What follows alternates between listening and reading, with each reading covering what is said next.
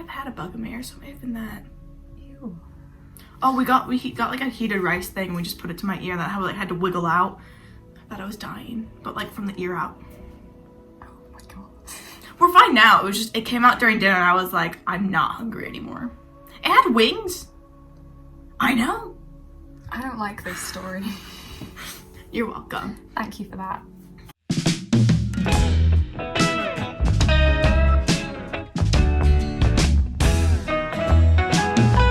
Okay, hi. Welcome back. I guess this is another Books with Besties. We're here with Harriet, another friend I have made. Look at me. We got 3 now.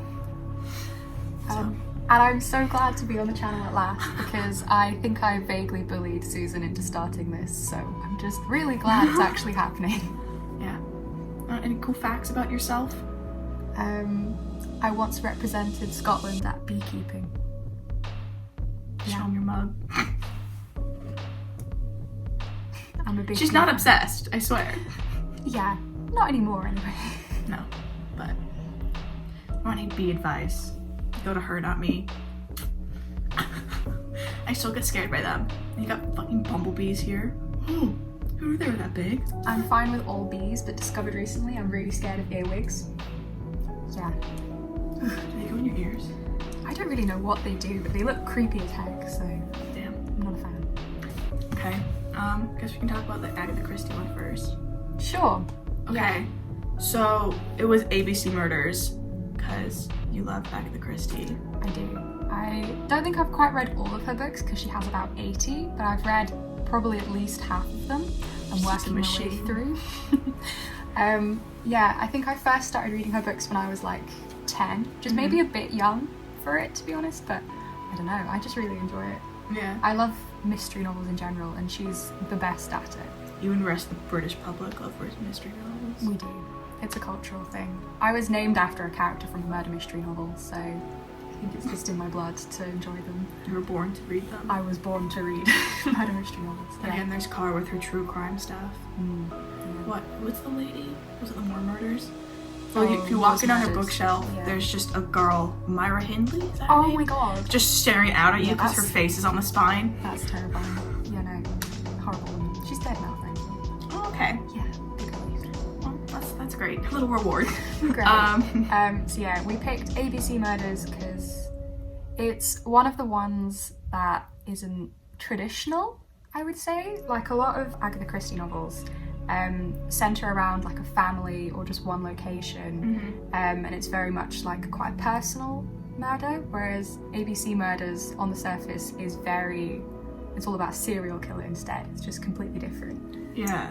Yeah, so it's one of the ones where it's just a completely unique situation and the ending is not what you'd expect at all. Yeah. It's very interesting. I read it. I don't know if it's because it's like I think this was like when it published in the 30s or something. Yeah, something like that. So you can definitely tell that it's older. Oh yeah. It's an interesting concept, but like at one point I was like, a dude's dead and I'm not that fully hooked. Like it's still interesting, but I think it's just like the pacing stuff. Like we've progressed so much, especially with like true crime and stuff, that it's just different expectations. I don't know why I was thinking of like, oh, it's gonna be like a modern day thriller when like it's Agatha Christie. No. Like she's been dead for, I don't know. Yeah. Most of her novels don't have like thriller type tension. There's not like big action scenes or a police chase or anything. There's none of that. It's all very quite factual. She used to work as a nurse, so she has lots of experience of how poisons work. So poison is like a #1 used method of killing. Yeah, so they do feel quite, I don't know, I think it's very British in that it's not overly dramatic, it's quite factual. Yeah. The people involved, even though they're dealing with like a horrible crime, they're quite like distanced from it. They're not big on the empathy. Not in like a psychopath kind of way, more in a this is my job. And this is what I do for a living kind of But I can definitely see how people get hooked on them. Oh yeah. Because like it's not like you're really scared or anything, which I think is, I don't know, I just thought there was gonna do that. Because like, and then there are none, there's a little bit of just like, what the fuck is going on? So I think I was expecting more of like that to be her consistent. No, I think I would say And Then There Were None is her scariest book and most thriller-like book. I think it really like that is so different from most of the others. Most of her books are a lot quieter. Oh, okay. I thought that was her usual.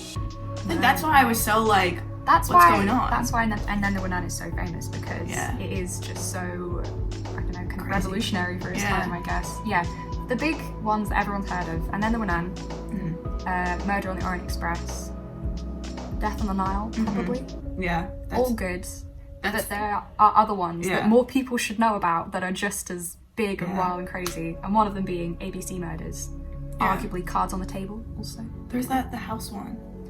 The one that we were deciding, this one, between this one and the other one. That was like Bertram's Hotel? Maybe, I think so. Because where everything's just like a little bit off. Yeah. She likes doing things like that. That's with a different detective. So ABC Murders is with Poirot. He's a little Belgian refugee / immigrant who works as a private detective for hire by whoever needs it. Whereas he's all sidekick. Yeah, his Watson. They're not gay, I'm afraid. No, Captain Hastings is married to a woman. Married. They all say that. Yeah, I know. No, they don't really have very gay vibes. Like Hercule Poirot, I think maybe in all the books he's in like 50, he shows interest in a woman once. And other than that, he just doesn't in anybody, in anyone at all. Hastings is just kind of there. He goes along and follows around afterwards and looks confused, and that's his job. It's because I think you're used to like Watson being like way more involved, and I was like, oh, I guess it's like a little duo, and it's just like Hastings is just there. Yeah. That's all he does. Being entertained. Yeah, pretty much. Yeah, so I definitely was interested. I don't know why I'm just going in with the wrong expectation for Agatha Christie, but then again, the first book we ever read is like 8th grade. It's And Then There Were None. Yeah. So I think it's just like, then you think of like Murder on the Express and the new movie, the reboot, it makes it seem like, oh my god, you know? Yeah. Because America.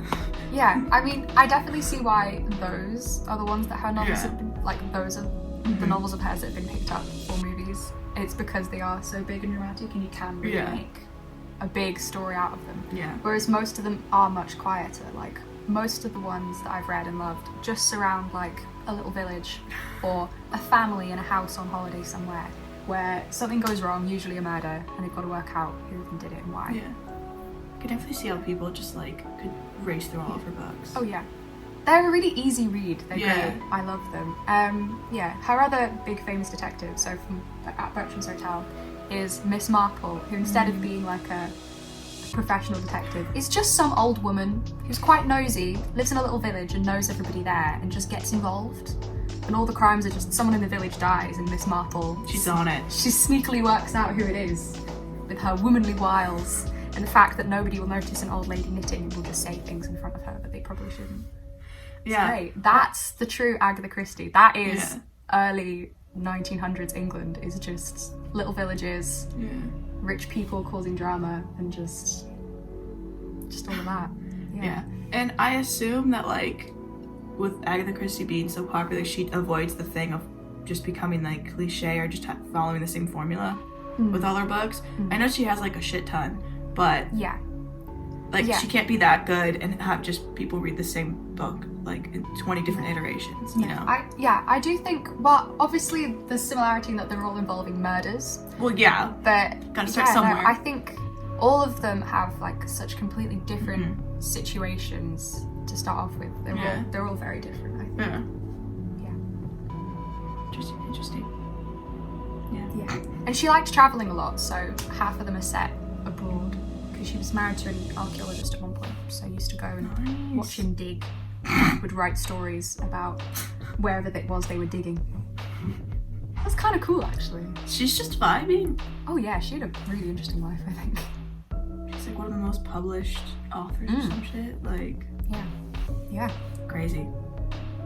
And then the other book. Yeah, I always get the title of it wrong, so I'm gonna. It's A Long Way to a Small Angry Planet. Yes, A Long Way to a Small Angry Planet. I presume we're getting pictures. Yeah, so this is a series of books. I still haven't finished the series because the 4th one came out recently and I haven't got around to it. Like a month or two ago. Yeah, I will read it, haven't yet. I read a lot, but like in very short bursts and then just don't read again for months. So yeah, it's all good. I found these, I don't know, maybe like 4 or 5 years ago. Probably. I've read this first one probably at least 4 times. Every year or so I come back to it. I really love it. I don't know if Susan does. I just came in with the wrong expectations. Like, it's not on the book. It's just like... It just wasn't what you were expecting. Yeah, it's like if you go in expecting to have like a roast dinner, then it's just like pancakes. You're like, the fuck? They're still good pancakes, but you're like, you weren't ready for it, you know? So it is a sci-fi novel about the crew of a spaceship whose job it is to create wormholes so that people can travel about space easier. That's what the plot of this first one is. Yeah. But instead of there being lots of plot about fighting, action, anything about them actually doing the job or where they're going, it literally is just our entire story about a group of people, half of whom who are aliens. Yeah. Well, aliens from our understanding anyway. They're like just not human beings, non-humans.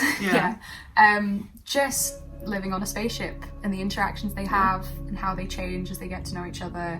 They all have their own little struggles as they go along they have to deal with, like, Yeah, it was still enjoyable, but I was just like, I had to do like a 180, you know? Was not expecting that. Still enjoyable. I don't know when I'll be in the mood to read the next ones. Like, I'm not opposed to the idea. Yeah.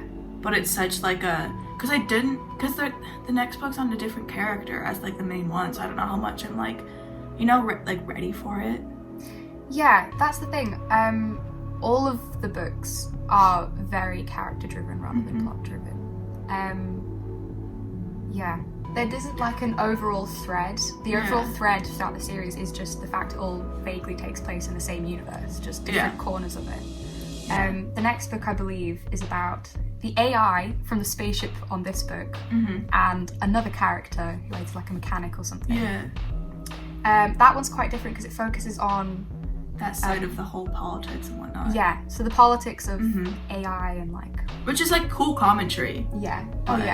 And it's also about how both of them came to exist. Because they both had really interesting backstories. Yeah.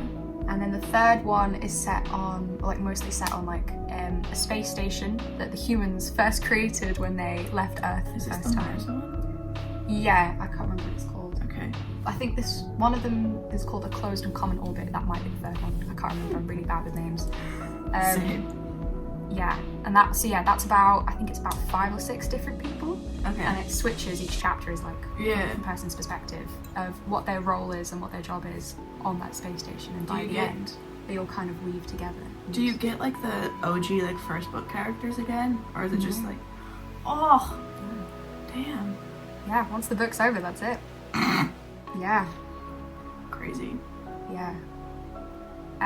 By the same author, she did a novella I read over lockdown. Again, cannot remember the name, but I will send Susan a picture of it to put in here afterwards. Thank you. But again, it was not even about the different universe, it's about the possibility of humans going into space and exploring, and the different moral questions of trying to find a new planet to live on that could be habitable. And it's really interesting. So yeah, great author. Yeah, I mean, just in general, where we are now with climate change and everything, just if we kill the Earth, we should just die with it. That's my thing. You know, NASA, cool, but also fuck NASA because they don't think Pluto's a planet. Make an honorary one. I don't care. This is the one thing I ask of NASA as my American. You know, as being American, it's my one wish. Pluto forever. Yeah. But everyone's like, oh, if we just could do some mining and stuff, and I'm just like, what if we just fix our own planet instead of fucking up the rest of the universe, you know? Yeah. I get learning more stuff about it because it's cool, but at a certain point, you know, we can't beat nature or how just the universe works. So Elon Musk being oh, let's colonize Mars, and I'm just yeah, no, what if we fix Earth first? I'm really torn because I'm all for scientific exploration and discovery into space, but at the same time, we shouldn't be planning to move somewhere else because we all know the way that's going to go. It's just going to be whoever's rich enough to leave, and those who can't afford to will have to stay behind and just clear up the mess, and that's not fair. And if there are, I do think there are aliens. Must be somewhere. And just aliens as in not humans. Yeah.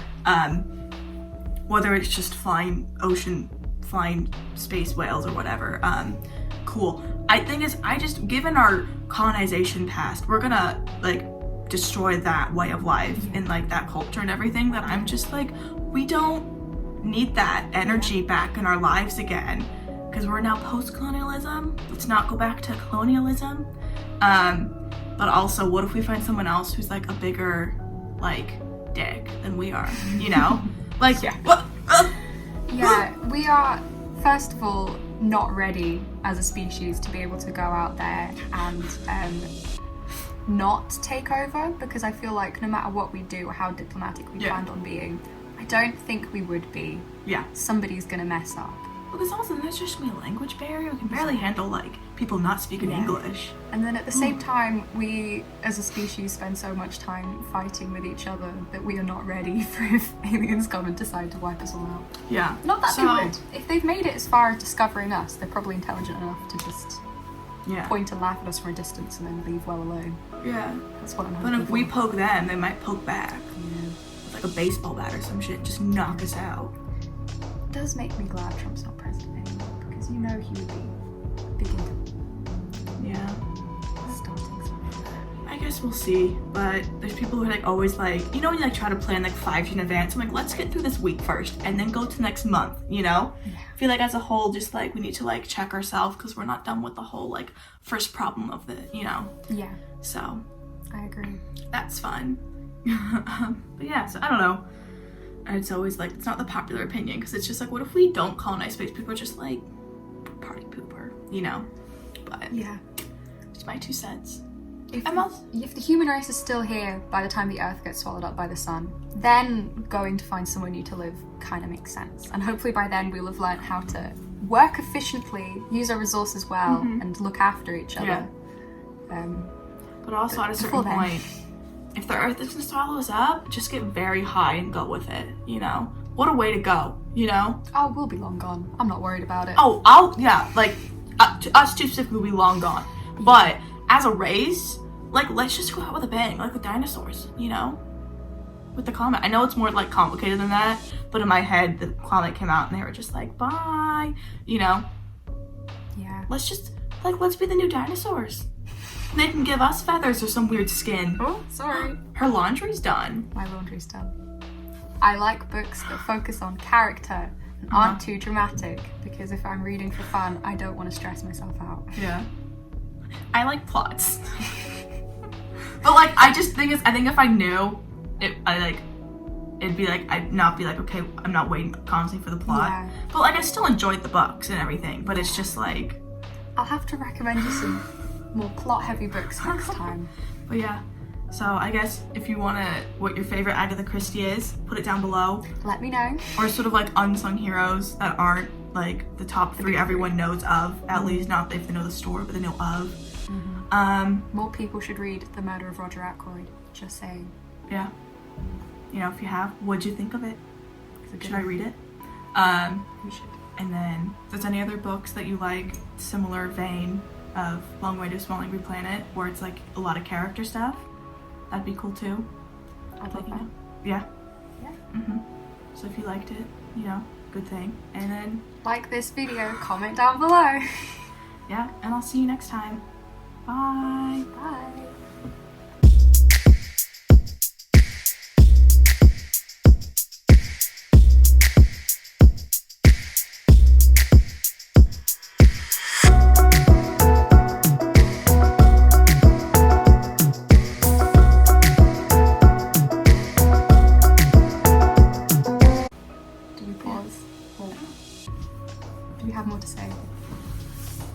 Run and come back. Do you wanna? What else do you wanna say? You can wrap it up. I don't know. Yeah, I think we've got through both new books.